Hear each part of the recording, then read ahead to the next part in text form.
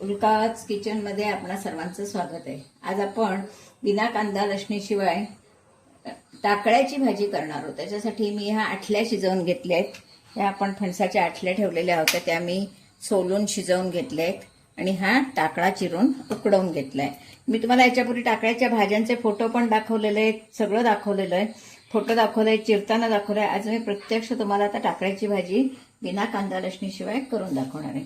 त्याच्यासाठी हे मी 2 चमचे तेल तापत ठेवलंय। तेलात मी प्रथम जरा ही सुकी मिरची परतून ठेवणार आहे। मी सुकी मिरची नंतर त्याला चुरून लावली की चांगली लागते आणि किंवा वरती ठेवायलाही छान लागते, कोणाला अशीच हवी तरी खायला चांगली लागते। त्यामुळे ही सुकी मिरची मी पहिल्यांदा तळून घेणार आहे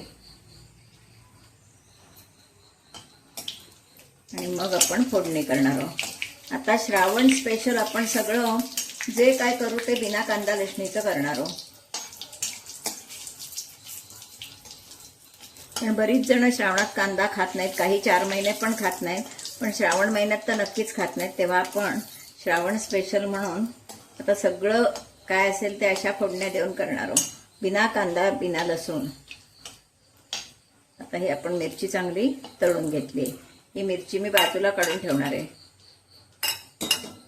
तर आपण या तापलेल्या तेलात मोहरी घालणार आहोत, मोहरी, थोडंसं जिरं आणि आता आपण त्याच्यात कांदा लसूण नाही म्हटल्यावर व्यवस्थितपणे हिंग, या भाजीला हिंगाची फोडणी चांगली लागते, व्यवस्थित हिंग लागतो।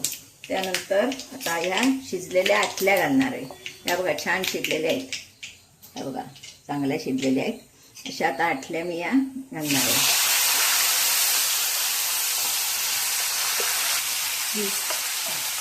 आठल्या आपल्याला समजा जास्त वाटल्या म्हणजे आवडत असल्या तर जास्त घातल्या तरी चालतात, कमी घातल्या तरी चालतात, पण आमच्याकडे आठल्या आवडतात त्याच्यामुळे आम्ही जरा थोड्याशा जास्तच घालतो। आता हे मी जरा परतून घेणार आहे, त्याच्यावर हळद टाकते,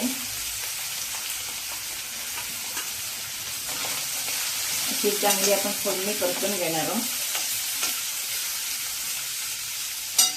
आता त्यावर मी तिखट टाकणार आहे, लगेचच तिखट टाकणार आहे, म्हणजे जेवढ्या भाजीला लागणार आहे तेवढं तिखट। सुकी मिरची मी फक्त वासासाठी लावणार आहे, बाकी सुकी मिरची मी लावणार नाहीये। मीठ चवीनुसार, भाजी आपली असेल त्या मानानं घालायचं आणि किंचित गूळ, थोडासा गूळ, पण थोडा आडूक असतो टाकळा त्याच्यामुळे। आणि आता तर श्रावण महिना आला, आता तो तेवढा म्हणजे जून व्हायची वेळ आली। हा मसाला आपण सगळीकडे जरा व्यवस्थित लावून घेऊया आठल्याना, नटत नाही मसाला म्हणून असा घातलाय।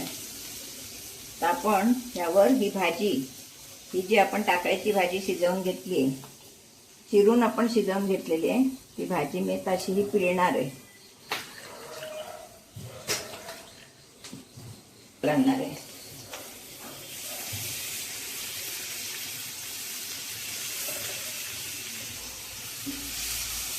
कारण की थोडी चरचरीत असते, टाकळ्याची भाजी एकदम मऊ नसते, थोडी चरचरीत असते, म्हणून नेहमी अशी पिळून घ्यायची आणि हे शिजवून घ्यायची, पिळून घ्यायची।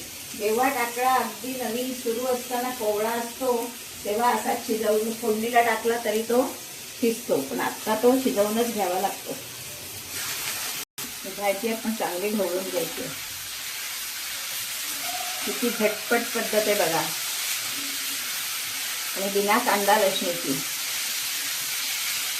सगळ्या भाज्या बिना कांदा लसणीच्या होऊ शकतात, त्याच्यासाठी काहीही लागत नाही, फक्त चवीत बदल होतो। आणि डब्याला म्हटलं की मुलांना तर कांदा जास्त हवाच असतो, मुलांना काय आणि मोठ्यांना काय हवाच असतो। एक आपण वाफ काढून घेऊया झाकण ठेवून। किती सुंदर भाजी तयार झाली बघा।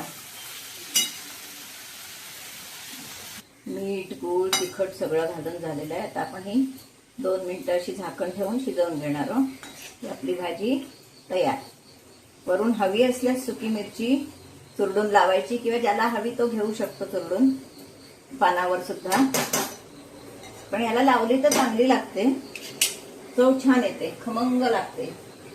आता ही भाजी तयार होईल. भाजी ही सुंदर अशी शिजलेली आहे, एक जीव झालेली आहे. आता आपण ह्याच्यात वरून खोबरं घालणार, कारण आठल्या शिजवून घेतलेले आहेत आणि टाकळा पण शिजवून घेतलेला आहे, त्याच्यामुळे शिजवणं हा प्रकार काही आता शिल्लक नाहीये. आता आपण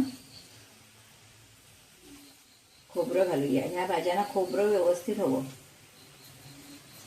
छान भाजी म्हटलं की त्याच्यात खोबरं व्यवस्थित हवं. अशी आपली ही श्रावण स्पेशल टाकळ्याची भाजी खाण्यासाठी तयार आहे. आता आपण ती एका बाउलमध्ये काढूया. अशी ही आपली बिना कांदा लसणीची टाकळा आणि आठल्या फणसाच्या बिया अशी भाजी खाण्यासाठी तयार आहे. प्रत्येक जण उन्हाळ्यात आठल्या शिल्लक ठेवत असतो. बाजारातही आठल्या मिळतात, टाकळा आत्ता मिळतोच. त्याच्यामुळे ही भाजी श्रावण महिन्यात नक्की करून बघा. पूर्वी तर दर शनिवारी असं असायचं, टाकळा कोरडूची भाजी प्रत्येकाच्या घरात शिजायची, असा पूर्वीचा श्रावण असायचा.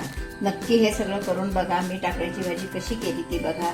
टाकळ्याची भाजी तुम्हाला मी यापूर्वी चिरूनही दाखवलेली आहे, कांद्यावर करून दाखवलेली आहे. आज मी तुम्हाला वेगळा प्रकार दाखवला आहे, तो नक्की बघा.